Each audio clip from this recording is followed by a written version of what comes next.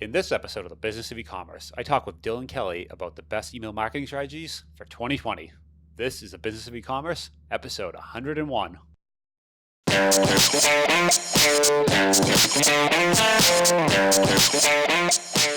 Welcome to the Business of E-commerce, the show that helps e-commerce retailers start, launch, and grow their e-commerce business. I'm your host, Charles Plesky, and I'm here today with Kelley. Dylan is the founder of Wavebreak, and he's an email marketing expert. I asked him on the show today to talk about what marketing strategies you should be using going into 2020. So hey Dylan, how you doing today? Doing well. Good to be on the show. Thanks for having me. Yeah, awesome to have you back on the show. You are a repeat guest. You were here in about a year ago, episode 60, I think, right? Yeah, we're getting on almost a year. So it was last January. Well, January 2019. January, okay. And at the time we talked about email marketing strategies for 2019. So now almost a year later, we're talking about 2020. So 2020. Email's still a thing. It's still making money. And I'm going to tell you how to make more of it in 2020. Awesome. So a year later, and what do you know? Email still works. How about that? It still works, despite all the fear and everyone, freaking out like, oh, this and that, email's dying. But no, it's still crushing it for our clients. And it's going to keep doing that. It's not going to be like this thing that just one day it's like, oh, email just completely dies. And I feel like every year this is a thing, right? Where they're like, well, social, and you can you can build like a Facebook following, and like everyone starts doing that, and then all of a sudden Facebook kind of locks it down and makes it so, well, you need to actually pay to reach your own followers, and like, okay, well, and everyone moves back to email, and then like something new comes along, and it just keeps going around in a circle. But that's the one thing that everyone keeps coming back to, it seems. Right, like literally over the last 20 years, right? Like basically the entire history of, e-commerce on the internet as you know it, email has been there, and you always own your email list. So it's this asset that just like, unlike, you think about all the social networks that have come and gone, in the beginning, Friendster, MySpace, all these random ones that don't even exist anymore. Back then you could just rank and bank. It's not the same anymore with SEO. That changes, every few months. You get Facebook doing, their whole like, the whole blow up with Cambridge Analytica and all these things. Like if people start freaking out, like, they have their new Netflix documentary on it. Even I was watching it and I was like, wow, that's pretty crazy. That's and my I know, watch list. Yeah, exactly that. Yeah. Yeah. It's a really good movie, and it's actually really freaky because like part of me is like, okay, like, I don't want Facebook to do anything because like, the industry we're in, it's crushing it for everybody. Like a lot of people depending on it. But at the same time, it is kind of freaky to know that like how many data points they have on people to use to sell. And as people get more freaked out about this, and as the government gets involved, like we saw, things happen. Like, Facebook isn't, at the end of the day, you don't own Facebook, right? But you do own your email list, which is really, really important. And it's not going to go anywhere. Like you even see people like talk about, oh, messenger marketing, right? Like, oh, this is the future. Well, like you don't even own that list because once again, that's Facebook. And we're starting to see in the messenger landscape too, like, raising prices. Like they see people getting insane ROIs, they're going to want their cut. Same goes for SMS, right? Like people have even been talking about like last 10 years, SMS is the new thing, right? And it's finally starting to catch on now. And now there's finally, good technology to do that for e-commerce and for retailers. But at the same time, like it's one of those things where it's like the cell phone companies, the people who are, sending these, the ROI is insane, right?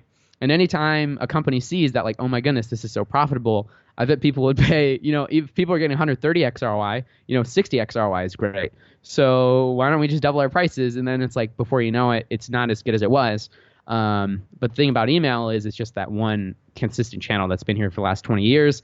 It's not going anywhere, especially not anytime soon. And without it in 2020, you're going to leave a ton of money on the table, money that you already spent to acquire your customers, right? You're already spending $1,000 a day, $10,000 a day on Facebook ads.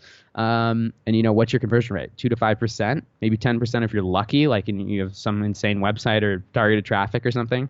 But the rest of those people, they're gone. But what's great about email is you can capture those people, and you can get your customers to come back for more, which of course, makes the business a lot more profitable, enables you to scale because now you can spend more on ads because the lifetime value is higher, so on and so forth. And I can keep going on this, but that's the gist.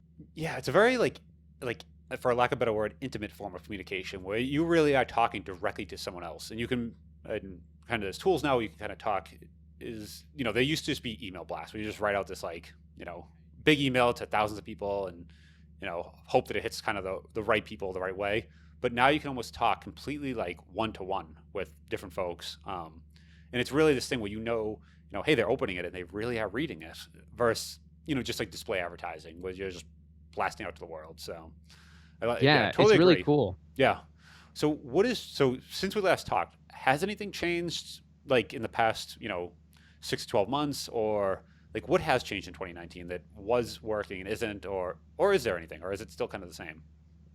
Yeah, so that's a really good question. I mean, like the biggest thing is like, and we see this over time, like this has been happening the whole time, but like the reality is people get used to marketing, right? Like they get fatigued. You run the same ad for so long, it converts like crazy in the beginning. And then before you know it, it's like, okay, this ad's not working like it used to be. And, what we're seeing, running email marketing for some of the top brands in e-commerce is like people are getting used to the good old, like you talked about, the batch and blast, like spray and pray, just like, right? Like so many brands, like there's brands fall in two buckets, right? They send like no emails, which is terrible, or they send like equally bad. They just kind of spray and pray. It's like, oh crap, Labor Day is in a week, or like, like, oh, Black Friday's tomorrow.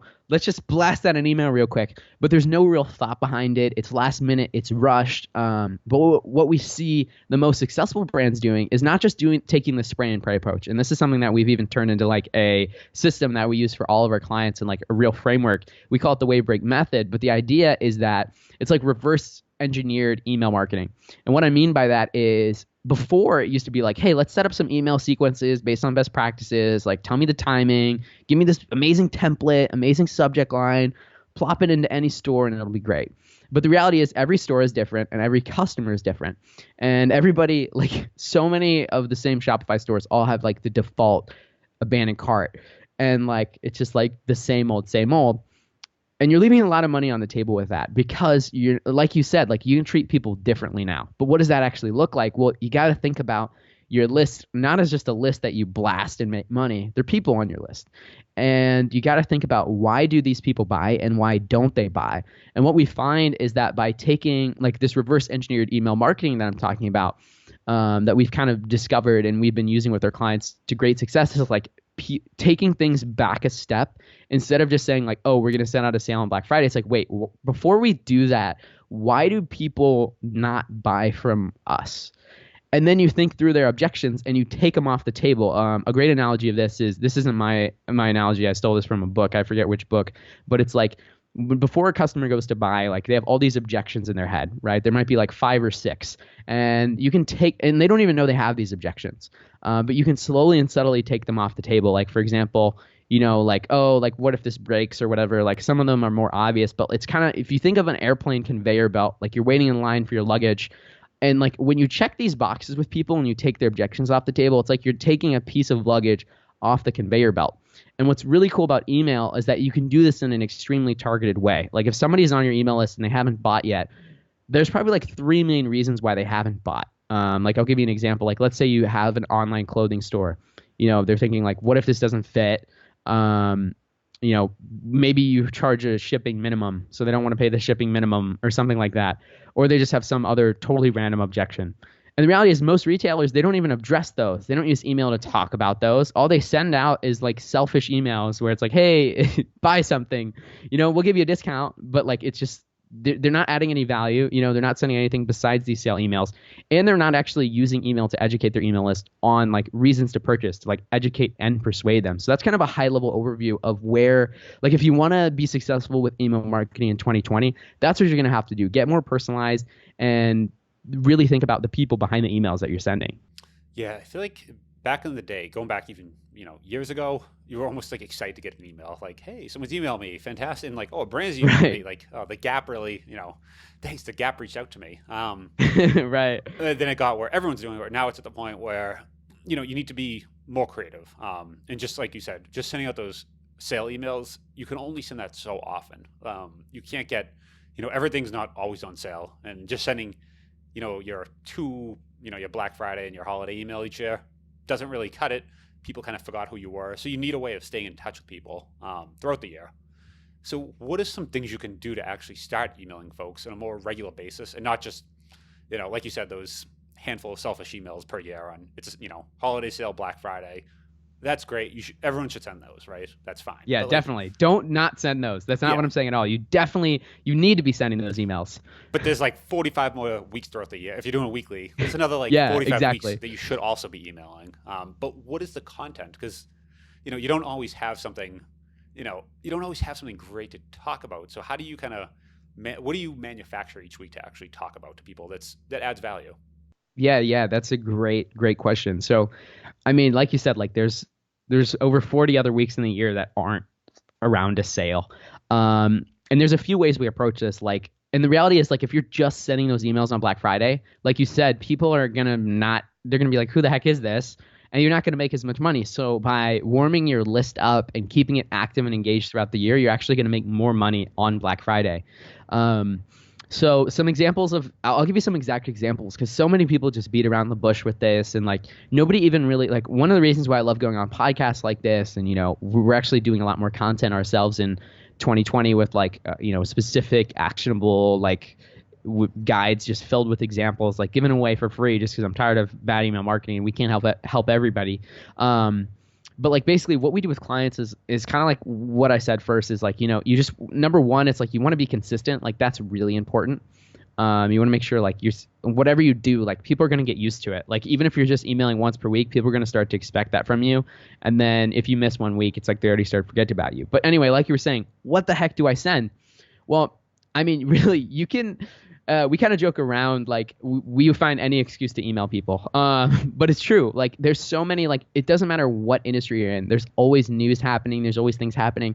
And sometimes it's that easy. Like, you just sit down for 30 minutes a week and you turn some news into an email.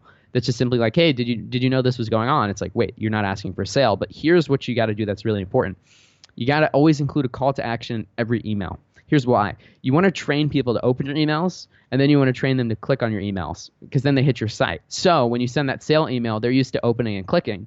So what you do is ideally you set up a blog on your site or some place with lots of content. Like if you can create content and put out one blog post a week or whatever, just like as much content as you can leverage that on your email channel to keep your list engaged and active.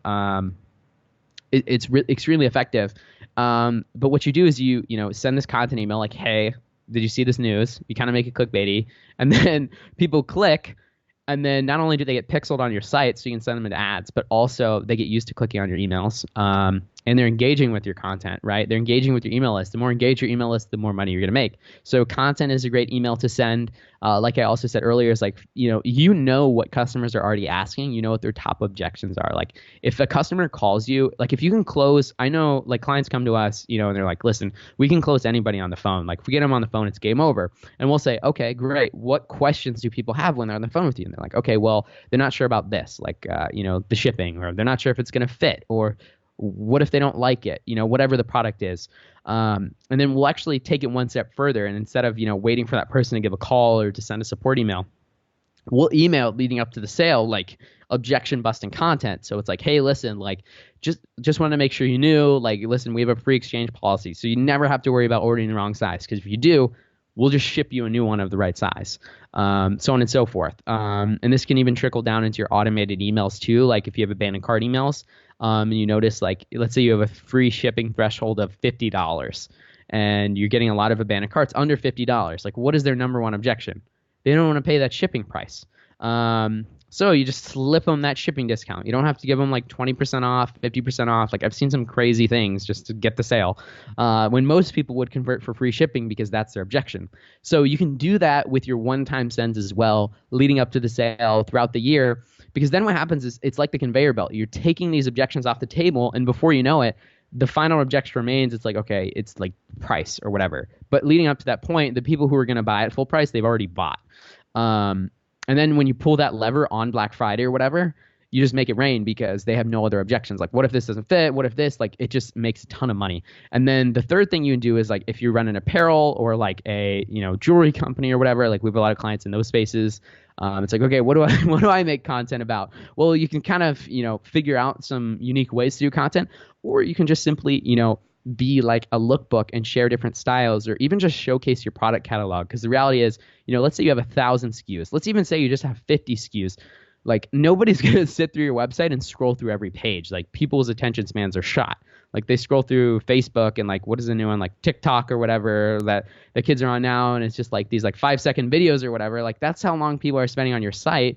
They're not going to click through all those pages. You can use email to show people like, hey, look, we have these other products. You can show your high margin products and so on and so forth in a really targeted way, like buy this. And the best part is like it's pretty much free because you don't have to spend money on ads.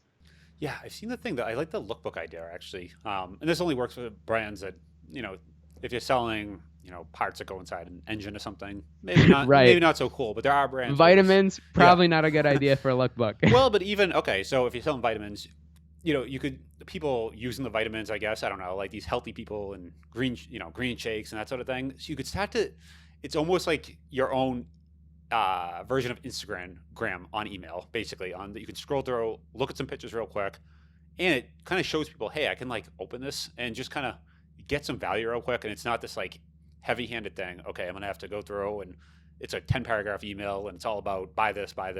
It's more, I'm just gonna look through real quick, see some cool photos, and at the end, like you said, there's a little free shipping coupon or whatever. It doesn't even need to necessarily, it sounds like, tie in directly with it.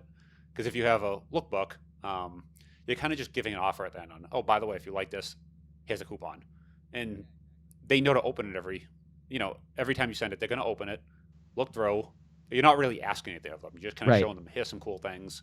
If you want to see more, click through, go to our blog, here's some page with some photos. It makes it really easy, and it's easy to generate that kind of content. People hate being sold, but they love buying.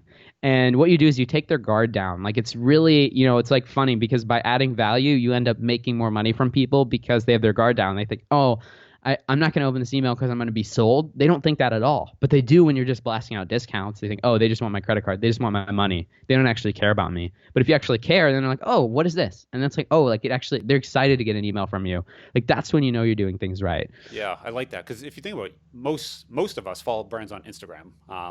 Right. And all the brands, and they're not on Instagram, you kind of, there's this like thing where, put cool photos. You're not going to sell to everyone. Maybe 1 out of every 20, there's a sale photo, but you're not really trying to sell on Instagram. You're showing cool photos, part of that brand, right? You could do that same thing with email. And it really, like you said, lowers the, I'm just going to, that dreaded, I have to open this every day, kind of click through, mark as read, and go to my next one. You're actually going to open it and scroll through it and look at and on Instagram, I follow brands too. And just to, hey, look at the, maybe a watch brand, right? Where let's look at these cool photos. And when they come out with a new product, it's like, ooh, let's actually click on that, jump through and see more details about that product. And we do this with Instagram, and brand email really is a smart idea. Yeah, and what's crazy too is like a lot of brands will think, oh, we're not going to make any money from that. Why should we send it? Like a lot of, like even our clients will be like, hey, can we send more? Like we were making a ton of money. Can we send more? It's like, well, you don't want to fatigue your list. But what's crazy is like we see like even when we're sending content, like we'll send people to a content piece on the website and that email will generate thousands of dollars in sales. Because like what will happen is like number one, like if you can even insert the piece into the content, that works really well too. Like if it's just kind of like a subtle thing, it's like, oh, hey, here's a great article. And then at the end of the article, it's like, hey, by the way, this. Or they'll just hit the site. And then before you know it, they're like, oh, yeah, by the way, I've been meaning to, get another pair of pants from these guys or whatever. And once again, it's like they don't feel like they're being sold. So they convert. And what's also crazy too is like we've seen open rates go up with clients like dramatically just by doing this. Like we didn't use any fancy subject line. I mean, our subject lines are good, but like we're not using some hack. We're not using some like, manipulative thing. Like we're not throwing in like, oh, let's throw in an emoji and see if that makes people open more. It's like, no, we're just like starting to add value. And just like you said, like it trains people to like lower their guard down. And it's just like, oh, this is going to be good. Like what am I getting this time? Yeah. Which is really cool. Yeah, I feel like a couple of years ago it was all about hacks where, you had to send your emails Thursdays at 4:34 p.m. and that was the best day. And like everyone had like this time that like you have to do it at this day at this time. And then like you said, the subjects became a thing, and then emojis on the subjects were a different thing. And then people said, well, you definitely don't want to put it. And then it turned to no emojis, definitely don't do that. Yeah, because everyone's doing emojis. Now it's like all emojis and then and yeah, it's just back and forth. Yeah, I can only get so many of those little, clapping and rocket ships every day. Right, or like fire, fire, fire. Yeah. What sort of content? So let's say you're a brand where you actually want to do some written content. I've had a guest on here the other day talking about, he sells vitamins and, different things like that on how you can use them, different things. And there's a lot of content you can generate on that. But how about things with, let's say, clothing? You're a clothing retailer.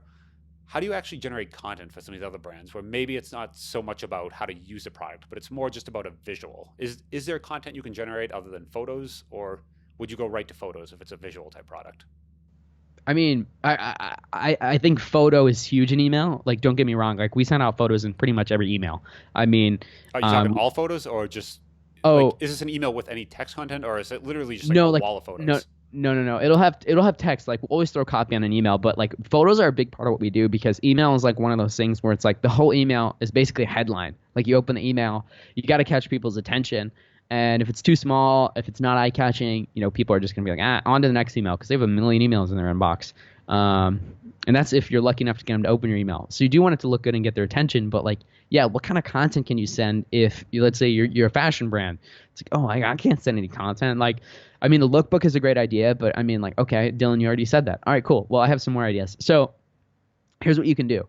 Like, one thing we've seen brands do really successfully is like, okay, what is your brand about? Because a lot of brands are about something. So, maybe your brand is a lot more outdoorsy. So you create content on the outdoors. Maybe, let's say your brand like, let's take like Movement watches, for example, right? Like, they're all about adventure, and things like that. So like, notice how like they're not just selling watches. It's like they're selling this lifestyle of adventure and like travel and all these things. So if you look at their content, like, what are they doing? They're doing travel videos. They're doing travel blog posts. They're doing like, best destinations, things like this. Like, you don't have to necessarily make it like about the product. And I think that's where a lot of people get hung up. You can actually, just simply take a step back and be like, okay, what is our brand about? What are our customers about? And, just kind of think like, if my customer is my friend, usually your customer is a person like you. It's like, what kind of content do they want to see? Like, what article would I share with them? Or like, what would they find interesting? So I think Movement's a great example for that.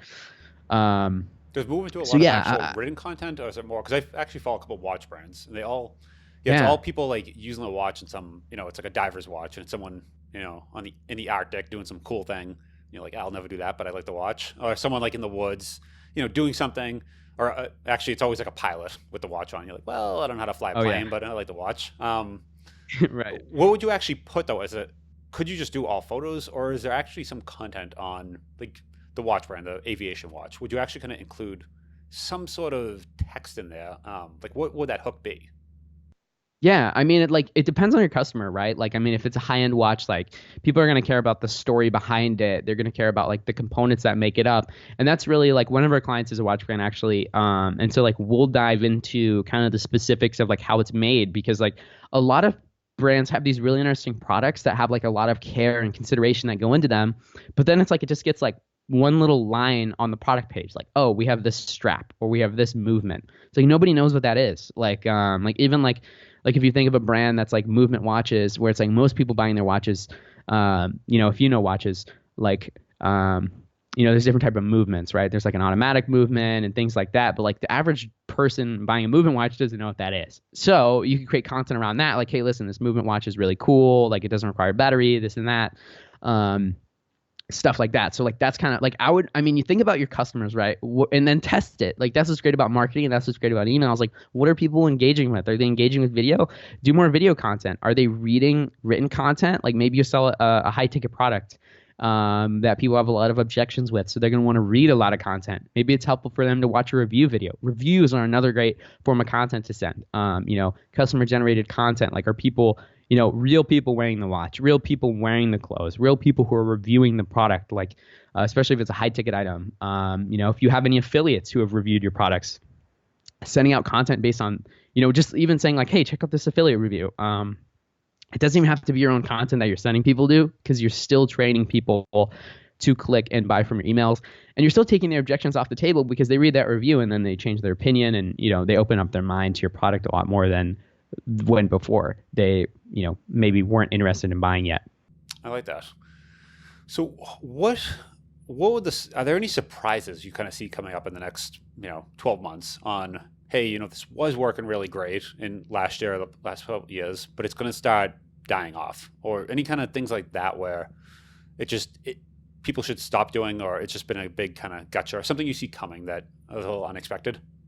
Yeah, I mean, I think like as fast as the industry moves, it still is like really slow where like things aren't going to like rapidly change overnight unless, something big happens with like, for example, Facebook or, like there's like the tricky part about something like SMS is like there's still a lot of litigation around it because it's such a new and intimate form of communication. That's not saying, don't do it, but just be careful, with stuff like that. But on the email side, like it's just, people are getting the same old emails every single day from your competition. Like a lot of brands will even copy their competition's emails. Like you're not you're not gonna make any more money. You're not gonna beat your competition by copying them, and you're definitely not gonna beat your competition by not emailing. Like if you're like so many brands come to me and they're like, hey Dylan, like listen, like I just feel like we could be doing better. And I'm like, okay, well tell me about your email marketing. And they're like, well, we have this amazing list. It has like 300,000 people on it, or like an insane amount of people on it. And I'm like, okay, great. Well, how many of those people are actually opening your emails? They're like, well, like 40,000. It's like, okay, 40,000 of 200,000, or 250,000, 300,000, whatever it was. That's like nobody on your list. Like you have a 40,000 per person email list, not 300,000. How does the list get to that point? You're not emailing. You're just spraying and praying these discounts every few months, and people forget about you. And the reality is like, people used to say like, oh, you should send a win back email to get the customer to come back at like 180 days and a year. Well, that's way too long. Like we find with our clients, like most people, if they don't come back after 50 days, they're never coming back again. And it's just like that number drops off. Like after, day 14, that number just keeps getting smaller and smaller until day 50. It's like they're not coming back. So you really got to strike fast. Like that's one thing that's changing. And number two, it's like just send email. Like it's 2020. Well, it's 2019 now, but like it's in 2020. Like if you're still not emailing your list, like, I mean, it's stupid because it's free money sitting inside of your business. Like it's not like you don't have to spend more on ads. You don't have to, do some crazy thing in your conversion rate. Like one of the highest ROI things you can do is just start emailing your list, being consistent about it. And you'll make a ton more money, and that's going to enable more scale on the front end because like I was saying in the beginning, like you get a higher lifetime value. Like one of our clients' businesses literally tripled because, and I was like, what happened? And he told me, like, listen, now that we're getting a higher lifetime value out of our customers because we have email on the back end that's consistent, I can spend more on the front end on ads, and it just enabled a whole next level of scale in the business. Like if you want to grow your business in 2020, stop looking for the next marketing hack. If your email marketing isn't on point, like get that sucker locked in first thing. Like it'll only take you the first quarter to get it set up and going. And then from there on, you just ride it to profit town. And then Q4 comes, your list is nice, warmed up, engaged. People are loving your emails. Like you look at a brand like Chubbies, like everybody loves their emails. Like how can you be the Chubbies of your industry? And hopefully you're not competing with them. No, but yeah, we all want to visit Profit Town. There you go. So yeah, Profit Town. When you say, so we talk about growing these big email lists, but I guess actually that's a good question right there. How do you actually entice people to get on your email list? I know this year what you've seen a lot of folks do is that little pop-up on, you want a 20% discount or want a discount, give us your email, we'll send you a coupon. And that's kind of the hook onto the list. Is that something you still see working right now?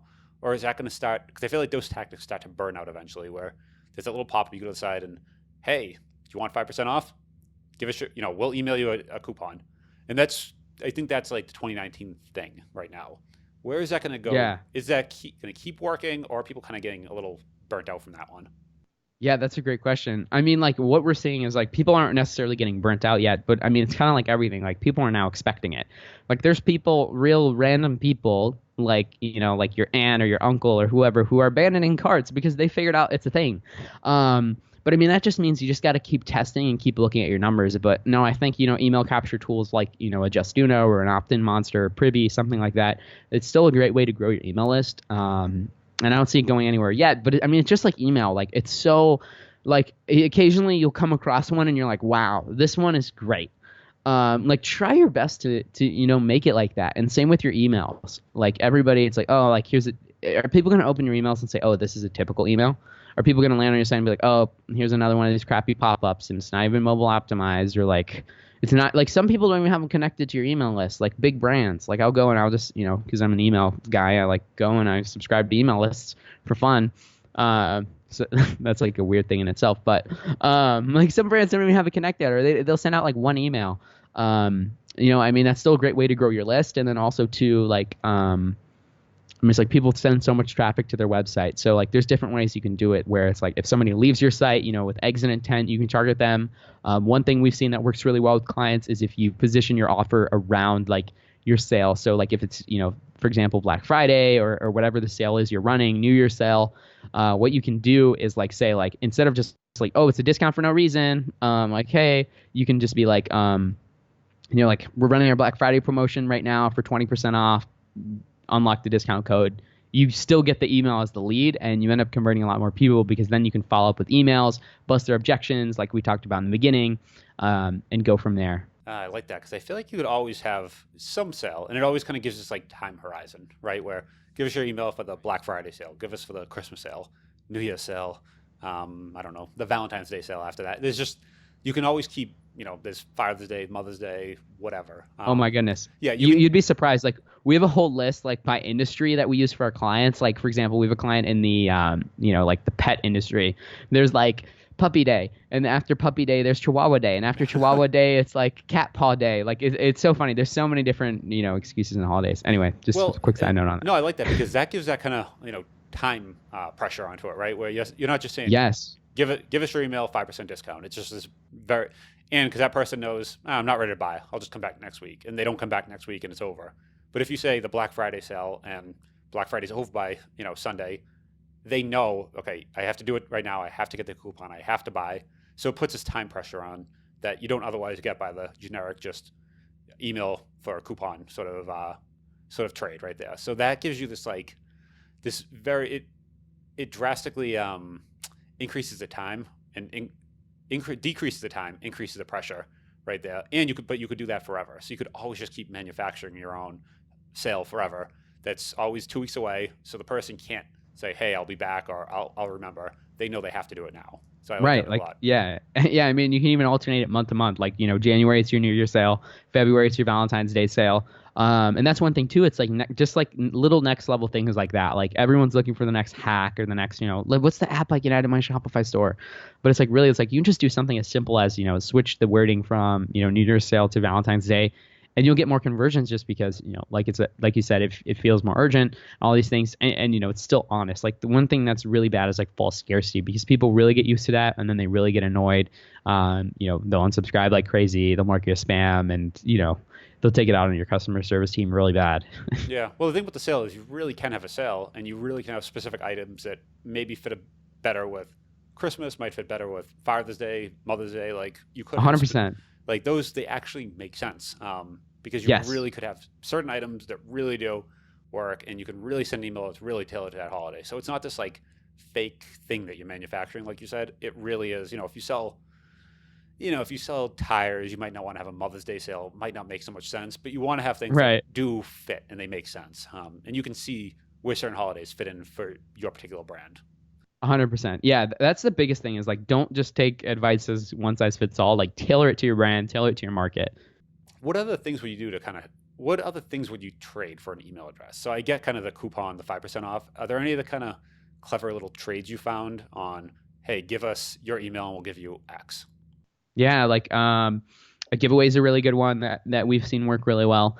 And then you just pull someone from a hat, basically. I mean, you don't actually you do it all virtually, but like you essentially pull the person from the hat once a month, and then you can do some, cool things like, hey, you didn't win, but like then you can pull a lever on a discount or, something.